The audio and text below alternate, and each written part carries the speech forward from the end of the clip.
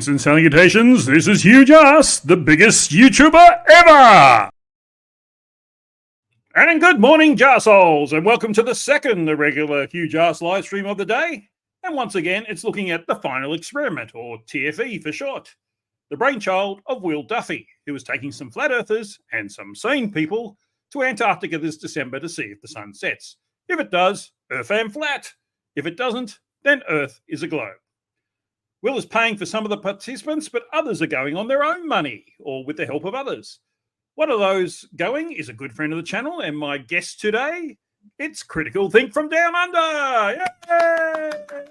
Yay! Yeah, I should have keyed in the cheering, but I wasn't prepared. I don't have the soundbite, unfortunately. How are you? What's life in Thailand? Yeah. Like? So, Thailand is great. It hasn't been too hot because it's the wet season, but looks like the clouds have cleared the last couple of days, and I'm enjoying the air-conditioned comfort. Apart from that, it's all great. Well, the power's on, of course. Mostly, yes. I'm mentioning that because I had a little power outage between Dave's live stream and this live stream, and I was a bit worried this one wasn't going to happen, but it is. So here we are. Thank you so much for joining me today. You're actually the only, let's say, 1,000 subscribers or more YouTuber that I've met in real life. You and your wife have even visited my house. Yes, that's right. It was great to meet you. I try to meet as many people as I can. I think that's a great thing. Yes, it'd be nice to meet Wally, but he seems to hide himself away for some reason.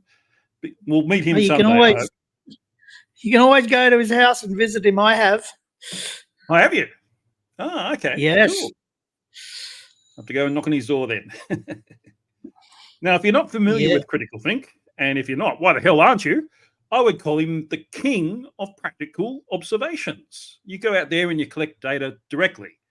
You do a lot of ships on the horizon and things like that. So you're very thorough, like Dave McKeegan in that regard, who I spoke to earlier today. And Simon Dad has some nice words for you. Critical Think is going as well, and he's a top guy. And I believe they're all doing sort of experiments. He's a top guy. How about that from Simon Dan? That's pretty cool, isn't it? Yeah, he hasn't said that to me, or I don't think even FTFE got that yet. So awesome. I interviewed Simon Dan on my channel a long time ago. Yes. And I tried to interview him not too long after that, but then he caught COVID, and his whole family caught COVID, and he never got back to me. I kept sending him messages, and he just ignored me. So you're obviously very privileged. You're a top bloke, and I'm some asshole, I guess. Well, okay. You can't disagree, can you? And he's still not disagreeing. All right. So let's get back to the final experiment. When you first heard of that, sorry, what? It's okay. You're not an arsehole. I don't think you're an arsehole. Okay. So, well, you should get to know me then. When you first heard about the final experiment, what did you make of it? So, look, the usual thoughts. It sounded a bit like, actually, I thought it was a tour company trying to promote trips to Antarctica. That was my first thought, and until all was revealed, and then, if this is real, I'm thinking, hey, I really want to do this. I really want to be a part of this. So I made a decision. Yeah, go on. No, I was just going to ask, what made you, what convinced you that it was a legit thing? Because you're putting your own money up, so, you've got to make sure it's legit. Yeah, I don't know. I evaluated Will Duffy. I think he's a genuine bloke. I know where he's coming from. Him and I are actually on the same page on quite a few things. And I respected what he was trying to do. I respected immensely the fact that he's putting his own money into this, which, if I had that kind of money, maybe I would consider it too. But he's gone and done it, and it's a master stroke from him, and I applaud him immensely for that, and I really wanted to be a part of it. Yeah, I've got to say, at first, the way he sort of did it with a mystery box sort of approach to videos and things, I was thinking, this seems like someone's going to spring a massive, trick on us all. But he, as you said, he's put his face on the camera. He's stood up to scrutiny. He interviews anyone. He's put his own money on the line. I can think of plenty of other things I'd spend that money on rather than sending idiots to Antarctica. And Dave Keegan, of course. But yeah, it's it took me a while to sort of come around, but I'm pretty sure that it's all legit. Certainly, as Dave said this morning, he got notice that Willard paid for him. So it's, and ALE's legit, of course. It's been doing it for a long time. It's a bit hard to consider them not legit. So yeah, it's all on. You're on your way to Antarctica. I am. Excuse me. I am on my way to Antarctica now. My trip's all paid for, and so I'm definitely going. Making preparations. Just a few more bits of clothing I've got to purchase when I get back in Australia. Now, thanks to a few donations, I'm getting a bit of help with the cover the cost. But of course, I'm mostly funding it myself. And this is a bit of a strain. And I've been busy trying to work out how to make up that money. And so I haven't had a lot of time to do videos, and things get involved more, but I'll make an effort to do some more now. But really, my financial survival was very important to me, and I wanted to go on this trip. And I really appreciate any help that I can get here, and it's been wonderful with the help that I've received so far. But as you can see, it's a long way short of the full cost. So great. Anybody who still wants to donate, I'll be very grateful for that. Yes, please do that. And if you don't want to get it off the screen, there's a link in the description to the GoFundMe as well as a link to Critical Think's channel. If you haven't subscribed to him for some strange reason, go and do that now. And donate if you can. I'll leave that up for a little bit. I do have. Oh, sorry. Sorry, I've interrupted you. No, who's going first? You're the guest. So I do have a video in the pipeline. I've done a lot of the prep work for it. It's to do with a little bit, it's to do with the final experiment.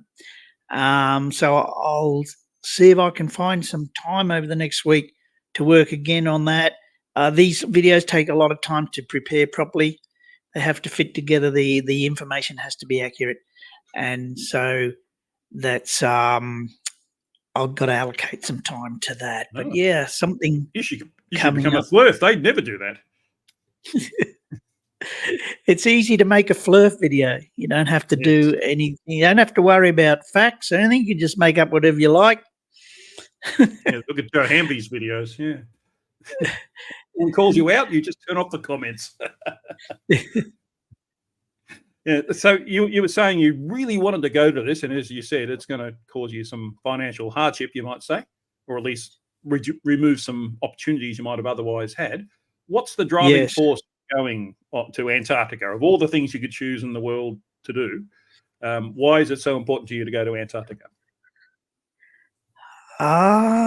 Look, that's very hard to explain. I'm a kind of guy who likes to do things, likes to have adventure. This is the ultimate adventure. You know, it's pretty much up there with climbing Mount Everest, which I'll never do, but I put it in that kind of category.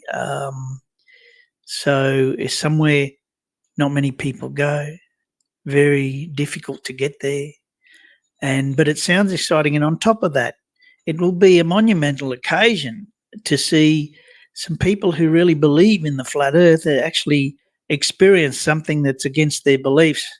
And interesting, very, very interesting to be there on the spot, when it happens. That's exciting. Absolutely. So apart from spending the money, I guess, what did you have to consider before deciding to go? I mean, obviously you're married and you'd have to get she who must be obeyed to permission. And what does she think of it?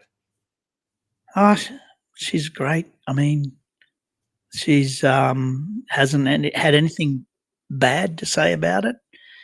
And yeah, I mean, that's all I can say. She's just very supportive and no problem from that. Sounds aspect. like an awesome lady. But was there anything else you had to take into account? I don't know if you have children or anything like that, or someone you had to talk through it with. No. I'm old enough now to make. Don't worry about my children, about what they might think or anything. They got their own lives, and they're excited to hear about it, and they were surprised. What? You're going to Antarctica? Yeah. Really? That's something just to tell your grandkids about, that's for sure. Yes, indeed. They'll be able to watch me on the telly, maybe. Maybe. Well, I can do that now by just looking at your channel. Yeah. Oh, you mean if media picks it up? Yeah, it's quite possible. Yeah, possible. I don't know if I'm... So one of the reasons I want to do these sort of, hopefully a series of interviews with those going to Antarctica with the final experiment is to sort of get an idea of what's involved. So if suddenly I won lotto and I could go and go myself, what sort of preparations are you making to go? I can imagine you have to get some visas for Chile at least, get special clothing, you have to arrange flights to get to Chile. And then accommodation while you're there, all logistics of getting equipment to Antarctica, these sorts of things. What are you actually doing to prepare? Right. So, yeah, the ALE, they're good. They've done this before, of course. They give you a list of the mandatory clothing, and I've gone to one of the local shops and filled most of my list. And I'll go back and pick up the missing items when I get back in Australia.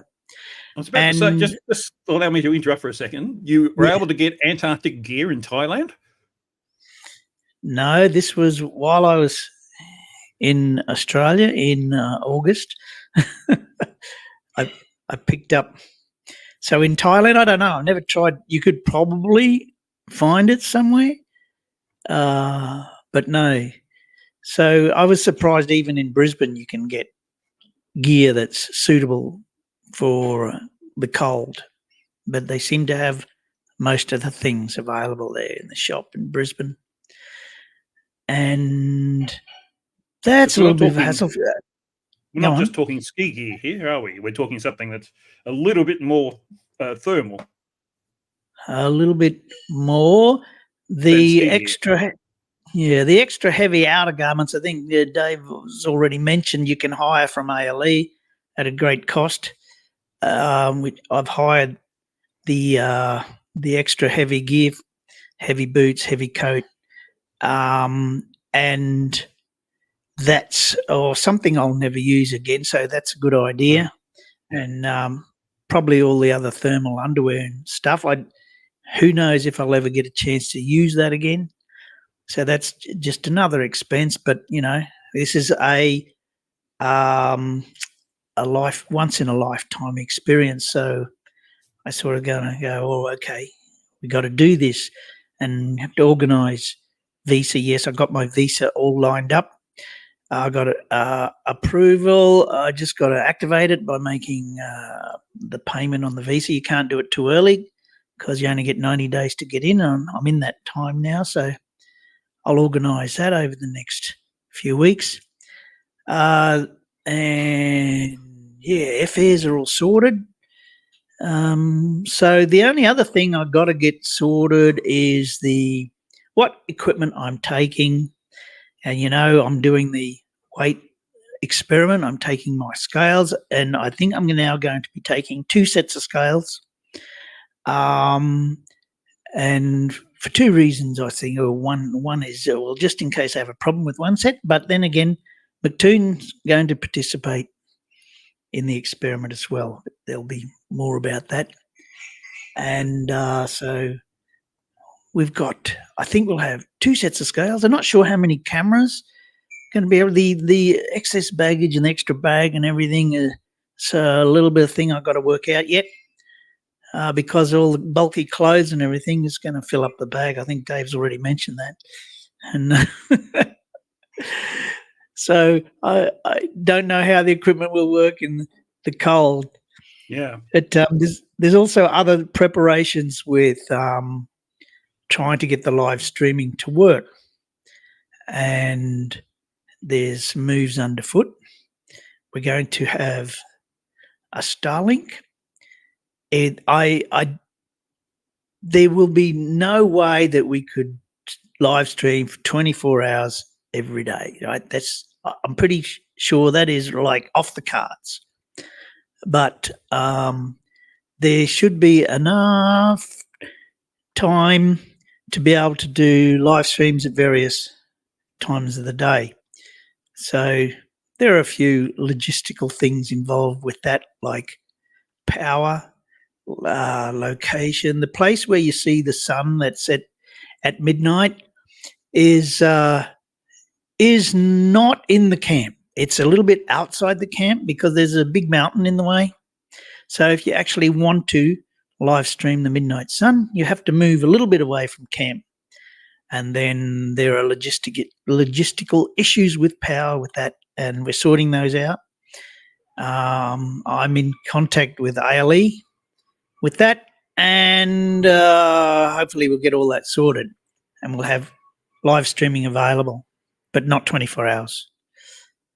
Well, I'm hoping you can join me for a live stream while you're down there. It'd be good to have a chat to all the participants in Antarctica itself while it's happening. That'd be awesome. Where's Yes. Molly says that you need to take the Flurf Tears extractor. It'll probably fill up, I imagine. That's so. Yeah, it's interesting. The flat earthers, that will be there, as they've got a contract that says they must approve all footage. But it's an interesting situation. I'll probably honour that, but I'm not a signature to that contract. But it's probably a good idea to honour that. So they probably not. They're not. I've heard Jaron say he's not happy with having a camera shoved in his face and saying, "Oh, what do you think about the Earth's not flat anymore?" So I'll try to had some avoid bad that. experiences. Yes. So I'll try and treat him with respect, but I want to capture as much of the right moments as I can. Well, I hope that respect is returned as well. No reason to think it won't be, but we'll see what happens. Now, you're saying about flights. I believe you're taking an interesting flight to get to Ushuaia. Yes, it's ended up on a Qantas. There's two airlines that fly directly from Sydney to Santiago. Qantas, and the other one, LATAM, I think is the name of it. So they fly. First of all, the history of these southern flights is first the flat earthers always said that they didn't exist, that you couldn't book a flight from Sydney to Santiago. Which is there was their until incompetence at using booking systems. So, and some flat earthers are still claiming things like this, even though it's completely false. But you can book the thing, and then now that they know that the flight exists, then there's all kinds of other excuses. And Jaron's excuse there is that the jet stream helps the flight, but that doesn't hold water when you look at it with a very critical eye. And Ruif has done a lot of work on this. And these flights are impossible on a flat Earth. There's no two ways about it. But I'll be on that flight because the Earth is a globe. I will get there. So that's the QF27, QF28, Qantas fly Sydney to Santiago, and I'm not sure that the GPS works through the 787 windows, but we'll be having a go at that. Yeah, make sure you get a window seat to maximise your chances there. I believe Wolfie's helping out with a bad elf or something like that. He's donated, not Bad Elf, but some different, because Bad Elf's not available anymore apparently, but he's donated one for the Flat Earthers and one for the Globe Earthers, a GPS recording device. So you can compare results. That's awesome. Yeah. All right, so what do you think, I mean, obviously apart from the cold, because that's like the NPC answer, what would you think will be the most challenging aspect of being there and the 4 days, basically?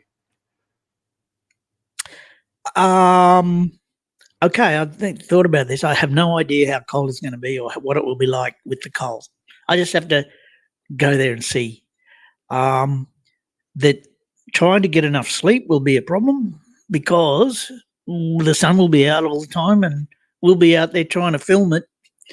So maybe we'll have to work out a series of shifts or something. But yeah, that's the major problem as I see it. I probably won't get much sleep. Well, the sun will be up all the time, is the thing. So yeah, it's. I think the elevation, the maximum elevation of the sun during the day is about 15 degrees or something like that, which I believe will make sure it's definitely over that mountain. Do you know that? Or I seem to remember seeing Ruhoof or someone like that doing those calculations. Might have been Wally, actually. Wally, I think, has done the calculation. And yes, the sun will be over that mountain.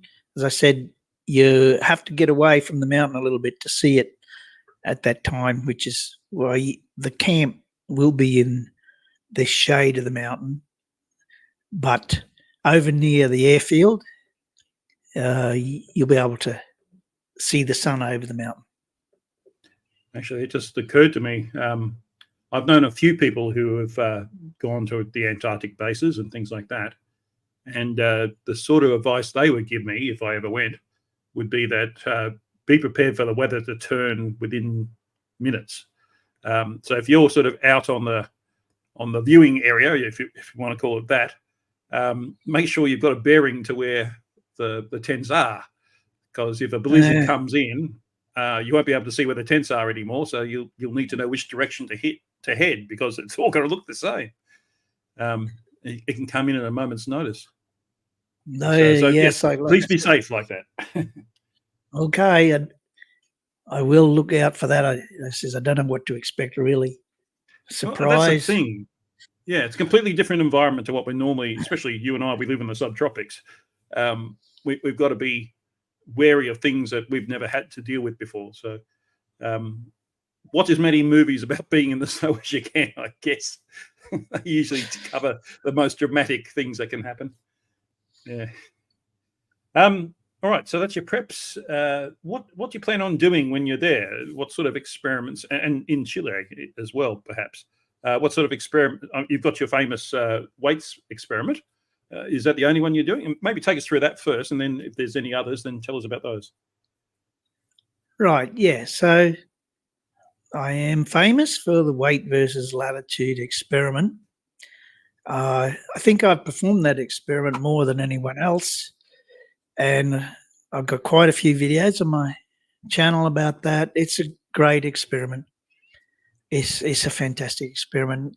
Always you think, how can this possibly work? But it does. And it's very, very solid evidence, the Earth being a globe. Now, there's been a long time ago, the scale manufacturer did the gnome experiment, and they shipped a garden gnome and a set of scales around the world. This was part of a marketing promotion. So it wasn't a very well controlled experiment, but that's the only time that I'm aware of that somebody sent a set of scales to the South Pole. Now, we're not going to the South Pole, very close to the South Pole, but I'll be doing a better controlled experiment. I'll be very interested to see the weight, because I'll be making a prediction about the weight according to the WGS 84 model.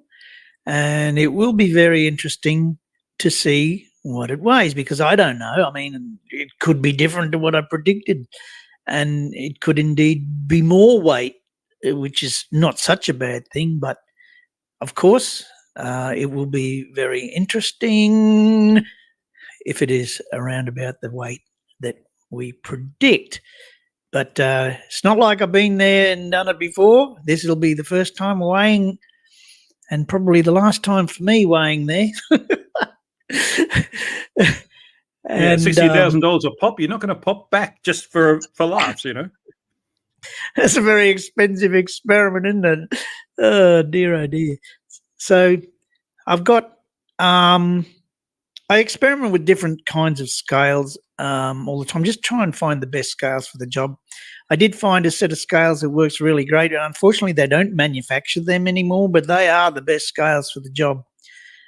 And I'm trying out, on this trip to Thailand, I'm trying out another set of scales that I initially tried it out in driving up the coast of Queensland a little bit, and it looked good. But right now, it's still not quite as good as my other scales, I don't think. But I'm testing them out now, evaluate the results, and see if which will be my second set of scales that I take to Antarctica. Well, it's always good to have a backup regardless. Do those things use button batteries or AAAs or something like that?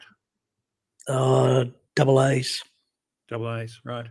So you have to take spares, and you have to keep them warm is the thing, because they won't work in the cold. No, we'll be doing the weighing indoors, so it should be okay. Well, indoors in a tent is not necessarily that much warmer, but yeah. Oh, yeah, we'll see. I'll probably end up doing the weighing in the common room or the dining room or whatever. They have common space there where you can hang out. Yeah, I guess it doesn't matter if you're in the tent.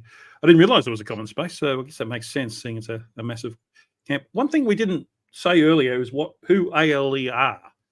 We said it in the Dave stream, but if you'd like to tell the audience who ALE are, so they know what we're talking about, if they haven't seen the Dave one. Yeah, Antarctic Logistics and Expeditions, company that organises Antarctic trips. They have many different trips. They have trips to the South Pole, trips to the peninsula, trips to see the penguins and go on flights, and they can organise skydiving. So they got a lot of experience in the area of logistics for Antarctic expeditions. And Will's he's picked a good mob, I think, and very good move from Will. He doesn't have anything to do with organising the trip. Will just hands over to ALE, which is, I think, a good thing, because the amount of flack he's getting over many things, I think that he cannot possibly get any flack about him being scamming anyone, because he's not organising the trip. So they seem to be a fairly solid and professional organisation, and I don't know, they've been doing it for years, so it should be okay. Yeah, you kind of hope that they've thought of most things in 30 years. I think Will said it was 30 years they've been operating. So, yeah. And for your own benefit, you hope that they've thought through it to that extent. Orion Cooper says that you should be doing blood tests when you're there, because they're ideal for identifying which people in the camp have become the thing. Now, I don't think that's the Fantastic Four thing. I think that's the movie thing. Yeah, so there was talk about other experiments, and I think Wally's got a sundial experiment for me to take, and there was one other thing. A lot of the flat earthers are interested in compass readings, and I have no idea why, because compass readings are going to be next to useless. But anyway, there will be some compass readings involved, because the flat earthers are so keen on that. Yes, yeah. Well, I guess that one thing is that'll confirm that what we say about the South Magnetic Pole, that it'll be to the north of your location, not to the south. They don't match up with the geographic pole. But I No, think, actually, no. I think it will still be to the south, which is very fortunate. oh, you're on the other side of Antarctica, of course. I'm thinking of Australia. Because it's Yes. closer to Australia than it is to Chile. The other thing is flat earthers do not understand magnetic declination. They have no idea what that's about. They use it as a term, but they don't really. Whenever you see it, it's so hilarious what they seem to think it means, and it seems to be different for different flat earthers. So I think, as you said, it'll be next to useless, and magnetic declination has something to do with that. The fact that the South Magnetic Pole isn't at the South Geographic Pole. There's all sorts of reasons, and I'm not sure what they hope to prove from any of that, but apart from the things I've said. So some people have said to me, make sure you take a compass. I said, okay, well, what is it that you want to see and what will it prove? And nobody has actually replied to that, of course. So the magnetic declination is used as a get out of jail free card by flat earthers. As you said, they don't understand it, and they just think it's this magic thing that can explain away things that are unexplainable. I think it's our fudge factor. They don't seem to understand that it's our fudge factor. That's our excuse for why it's different. Yeah. So I've actually flown over the South Magnetic Pole. So in 2019, when I went on the Antarctica flight, there was a team from the Curtin University in Perth. They were there with a compass, except it moved in the vertical direction rather than a horizontal, and so they could tell when the needle is pointing right down. We were right over the South Magnetic Pole. Yeah, I've seen videos of that too.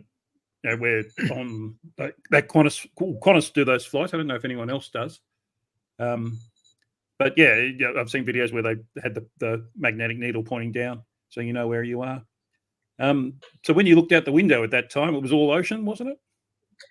Mostly ocean, few icebergs. Yeah, which are just frozen ocean. So, all right, cool.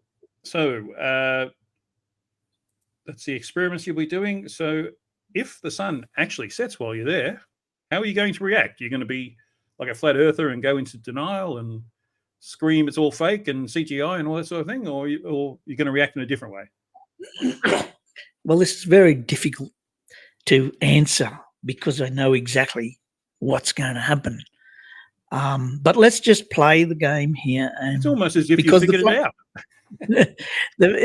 The flat earthers are equally confident in their own mind that it will set. And so it's for me to say, I'm 100% certain that it won't set. Well, it's not fair, I suppose. So I will say, if the sun does set, I will be, of course, gobsmacked. And I will be thinking everything that I have thought before is wrong.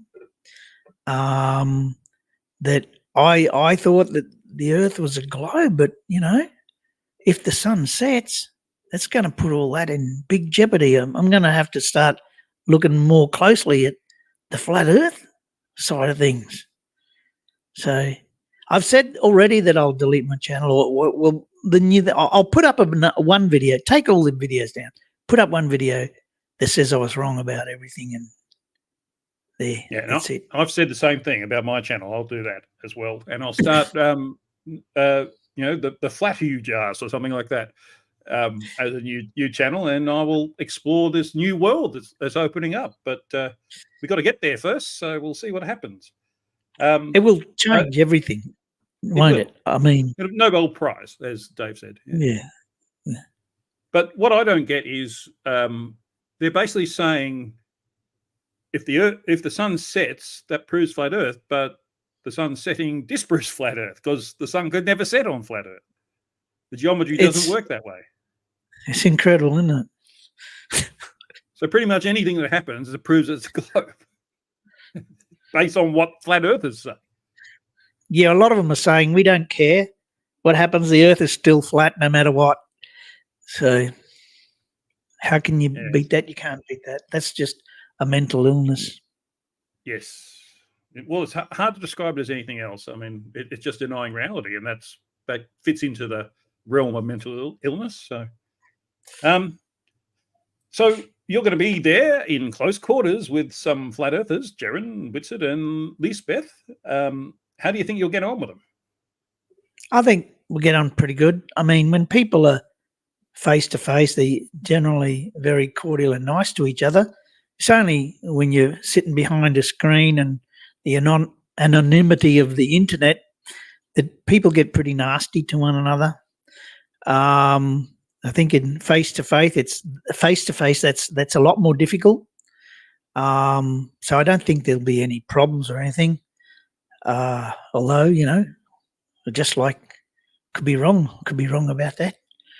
But my tip is it'll be all cool. There'll be some awkward moments, of course, but we'll see how we navigate those.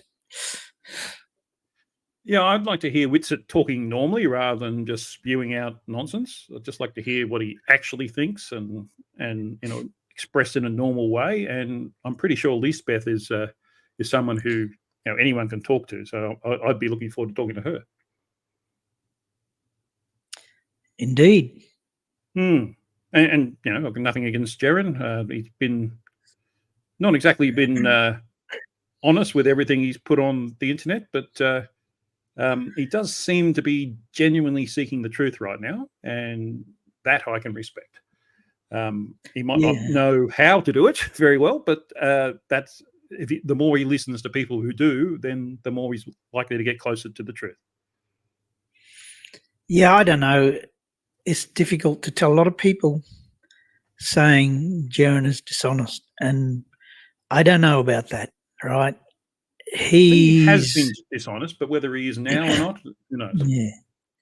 I don't know about that. But nevertheless, there are things that all right, it's okay to call him stupid, apparently, but he doesn't like it.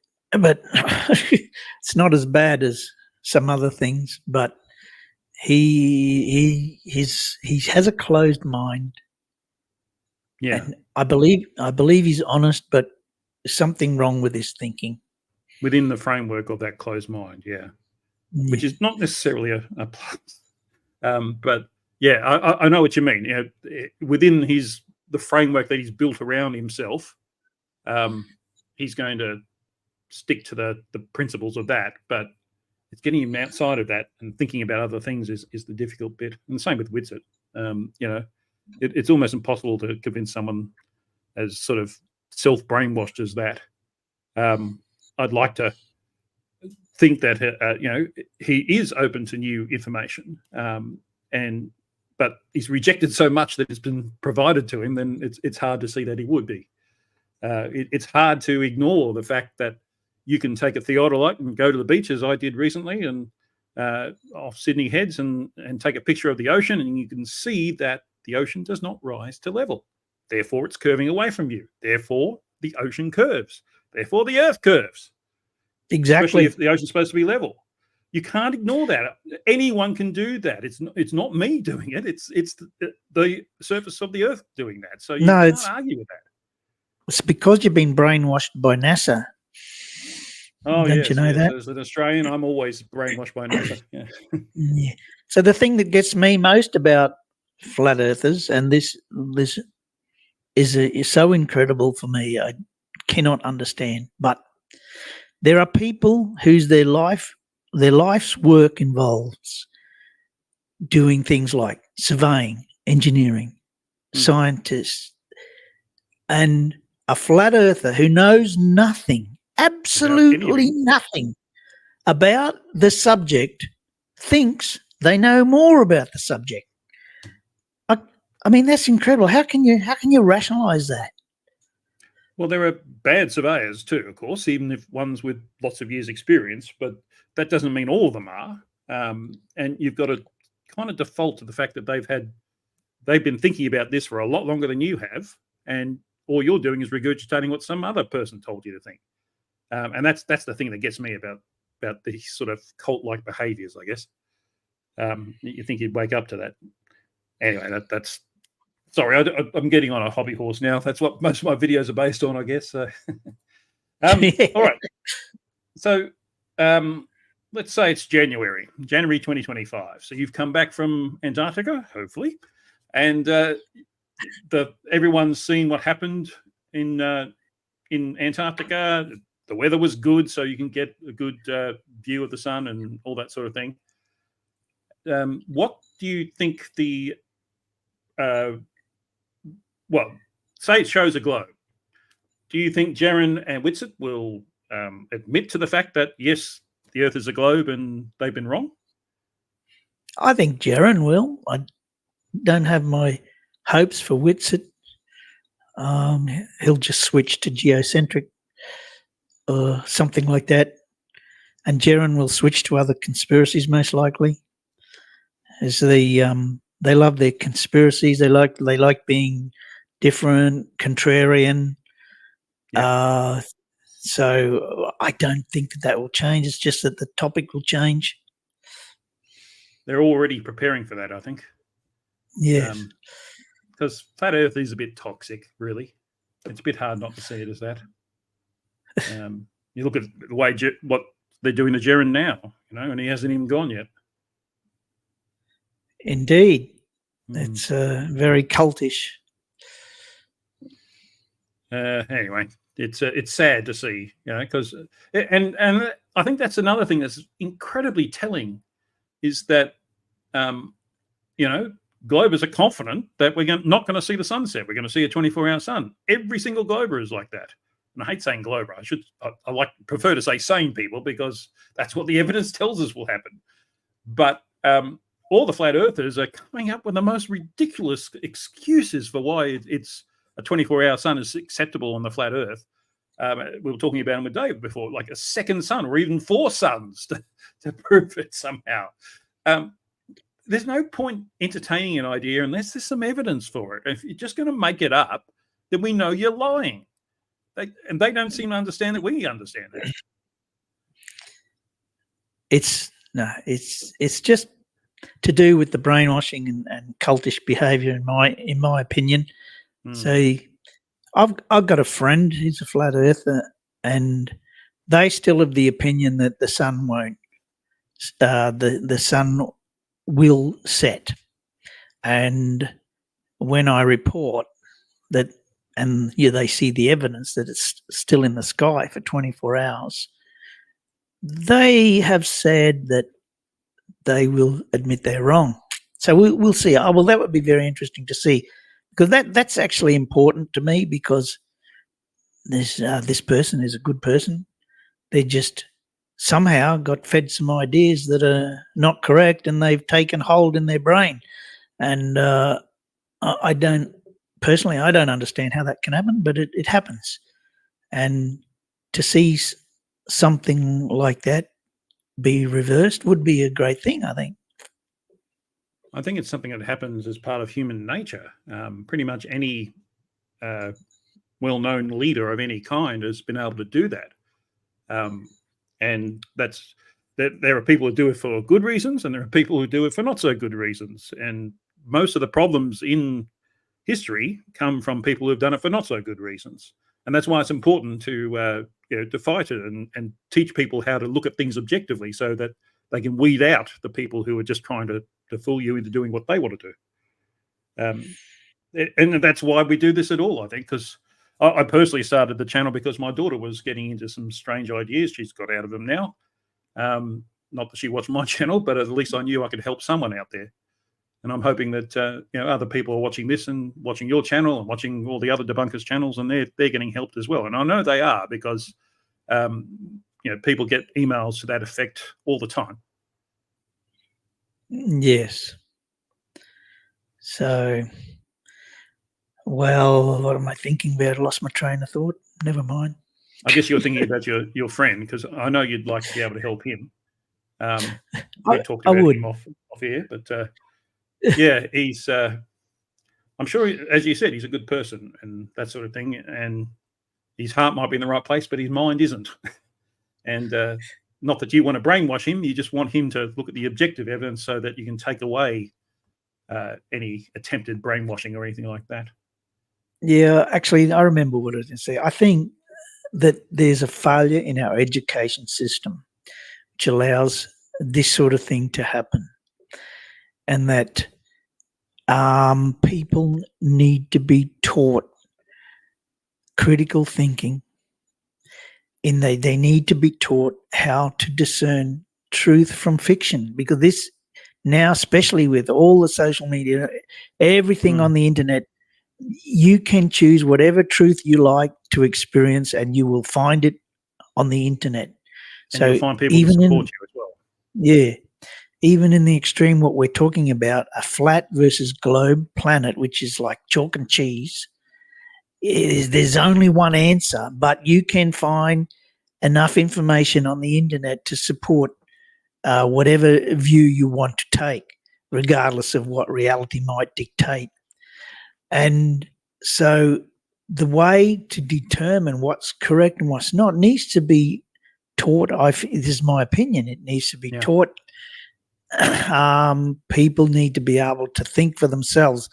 And right now, the people who cannot think for themselves, they think that everybody else in the world cannot think for themselves. They say, oh, NASA's brainwashed you, because they think we listen to NASA and that's the only place we get our information from is NASA. NASA tells us everything and we just automatically believe it. But this is so far from the truth. It's incredible. And just because their minds work that way, they think ours do as well. So, yes, I made a comment on X about that recently. Yeah. Critical Think, hey? That'd be a nice name for a channel, wouldn't it? Oh, yeah. Oh, oh, wait a minute. That's my channel. Oh, yeah. So smart. You've done it already. So just to finish up, I'd like to do oh, hang on. No, one more important question I've skipped over. What effect do you think TFE will have on you personally? To me, I think they will just bring a little bit more joy into my life, really. Just having the experience of going through it, it will help me in my arguments against people who may believe that the earth could be flat. And I say, look, I've been there. I've seen the 24-hour sun. Not that it will necessarily be a great swayer, but I think having that feather in your cap is a wonderful thing. And just having enjoyed the experience of it, I think I'm going to enjoy that for many years to come. Awesome. Yeah. That's as good a reason as any, that's for sure. And I hope you do get that sort of enjoyment out of it as a result. But I also hope that it gives your channel a bit of a boost so you can make up some of that money back for the experience. But yeah, I mean, it'll certainly draw attention to your channel, I hope. So let's hope that happens. I'd like to do a similar interview with each of those going to Antarctica with TFE. So if you have a contact with the others, can you let them know old Hugh would like to have a chat with them? I mean, I've got you and Dave in the bag now. I will tell them. You want to be interviewed by Hugh Jars? Yeah. I think I'm a fairly, if you've watched my interviews with people, and I've interviewed several flat earthers, I'm fair and reasonable. I just want to have a chat and find out what makes you tick. So come along. You can disagree with me. That's fine with me. I don't care. Tell me what you think. That's what I want to know. So you're about to be, I might just close on a nice note. I think you're about to be a member of a very small group, those who have been to Antarctica themselves and seen the 24-hour sun. And I think that's something very special. And I think you think that too from what you've said.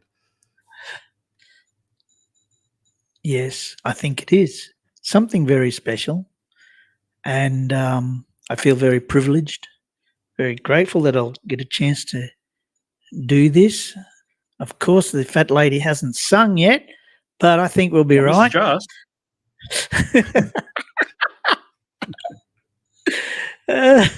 She can't sing. So.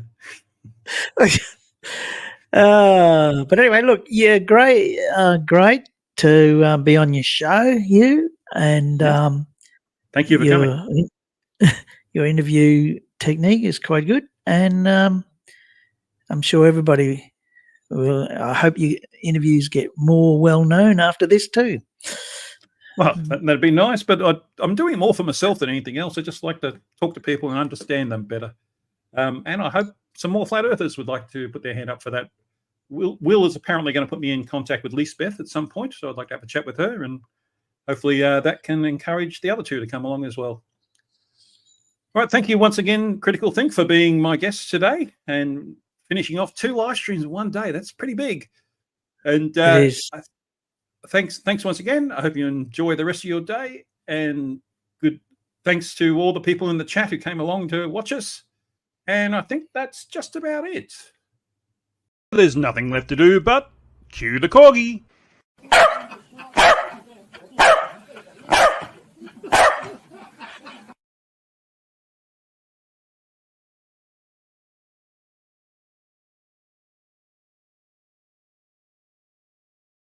You're despicable. Piss off, you fat fuck.